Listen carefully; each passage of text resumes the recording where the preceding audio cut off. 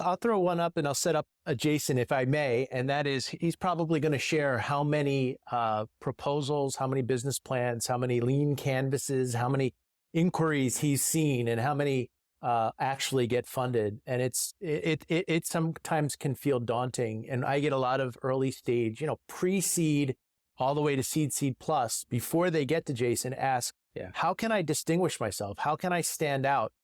Because they're so judicious in how they're making their funding decision.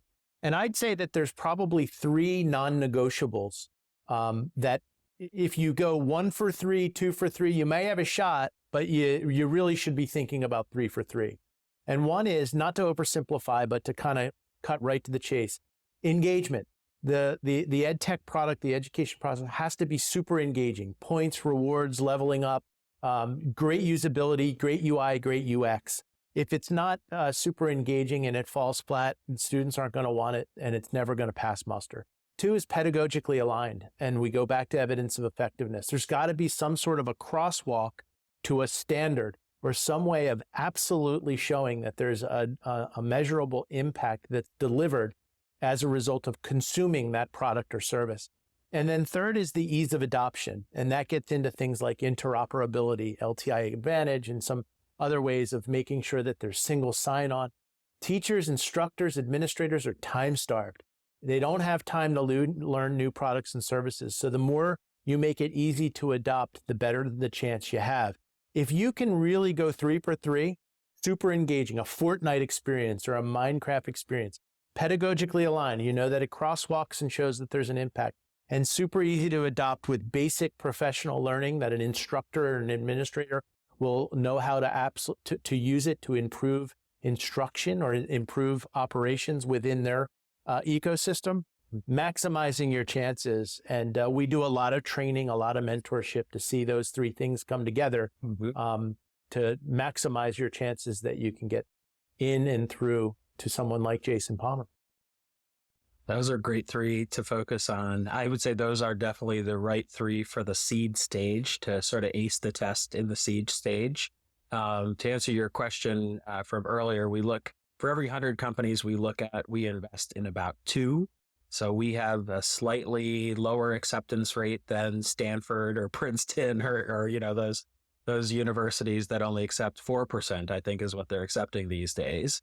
So it's very hard to get investment from new markets. And it's because, in addition to the 3 that John mentioned, I'm going to add 3 more. Number 1, there really is a way that I can see, or that our firm can see, that this company could get to $30 million in revenue. And we figure that out by looking what's the total addressable market. If every school purchased this, if every think about like Instructure, for example, or Parchment was just acquired yesterday for $800 million.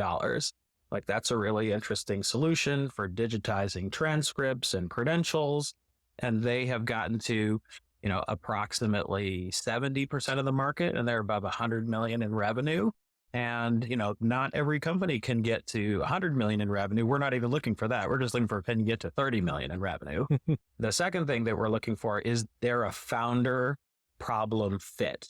Like, do you really have special knowledge about how to solve this particular core problem that is being, whether it's financial aid, for example, we have a company called Regent Education that digitizes financial aid, and they've built an exceptional solution. And all the people that are running that company have been deep in financial aid for many, many years. They know all kinds of things about so many acronyms of different types of financial aid for different scenarios that it makes my head spin.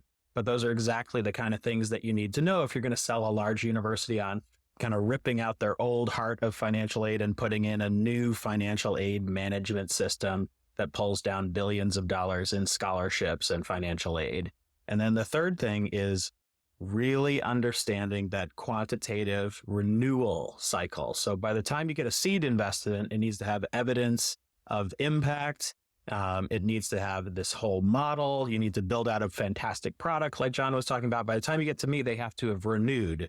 So your customers are delighted the first time they tried it, and then they renewed for a second time. And now they actually know what their quantitative goals are that will qualify for success.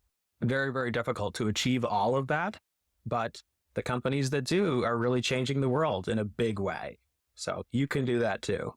Absolutely. I just echo very quickly that NRR is the new ARR, right? So we used to come into a meeting with new markets and say, what is your annual recurring revenue? Now we're thinking about net recurring revenue, which is a function not only of annual recurring, but also renewals, upsells, cross-sells, and being able to demonstrate that there are other ways to generate revenue over time. And we're now coming up with formulas that say, if you hit NRR in this and that way, you're maximizing your chances of being able to push through a Series A investment.